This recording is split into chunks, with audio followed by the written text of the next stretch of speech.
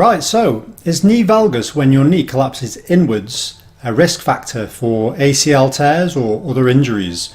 This is something that's been perpetuated for a while now, and there is evidence to suggest that when your knee cuts in, particularly when you do like a box drop jump, if your knee cuts in, which is called dynamic valgus, then there's an increased risk of an ACL tear, an anterior cruciate ligament tear, you know, the ones that footballers get.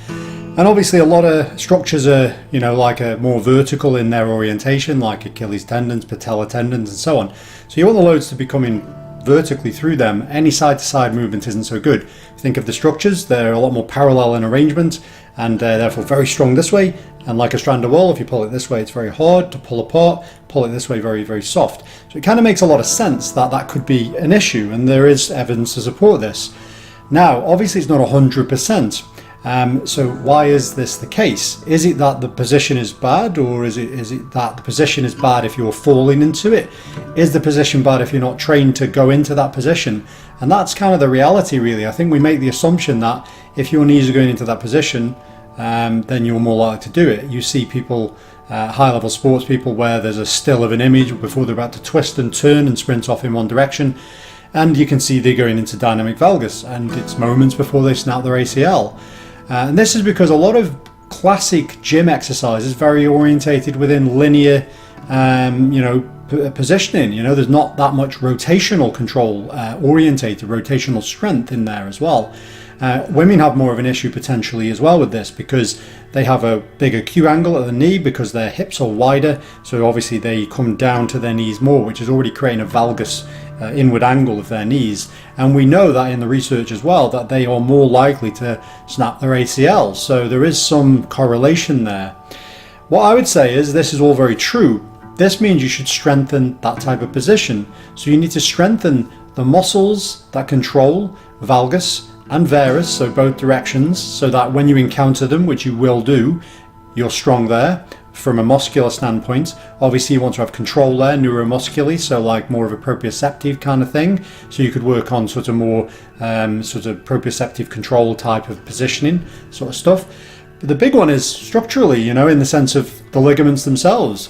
Obviously if you start to load into that position, then all structures will adapt in that position. So this makes a lot of sense. I mean, if you think about it, a lot of people will do a squat and they'll say, right, your knees should stay in line with the plane of your feet, and that's the only way you should squat. Well, is it? Maybe there is a call for actually with a much lower load to begin with, so that your body is completely fine with the load, and actually loading with the knees cutting in or the knees cutting out, again to emphasize loading on ligamentous structures that will have to take them loads in real life, and therefore you're adapting them to that type of pressure and that type of load, meaning they become adapted, stronger, and they're more resilient. So when you encounter them positions, which you will in sports that are running, twisting, turning, even daily activities, then you are more robust in them positions. So you've got more muscle control of it, more general proprioceptive control, you know where you are in space, and you've got more robustness in the soft tissues that support, so ligamentous, even tendon as well. So you're more likely to tolerate. Again, I was talking about the tendons earlier, being very strong in a vertical position, but there's no reason why you can't develop any strength in the lateral component. So any cutting in will create more lateral load through the tendon, and if you appropriately, progressively, slowly load into them positions, then you will actually get stronger there.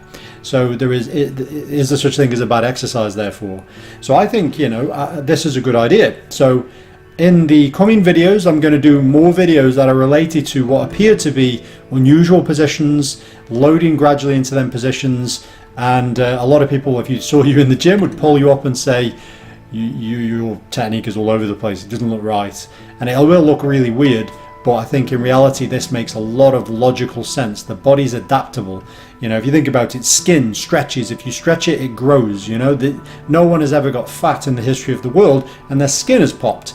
It adapts. So all tissues are adaptable, including ligament, including tendon and bone and everything else. So if you load into that position, then when you encounter that position, you're less likely to get injured, and therefore that dynamic valgus issue would then go out the window. Wouldn't make any difference. So anyway, that's everything for today. I'll see you next time. We want to keep making great content for our subscribers, so if anyone would like to support the channel by making a pledge, then we would be extremely grateful, and you can do this on our Patreon page here.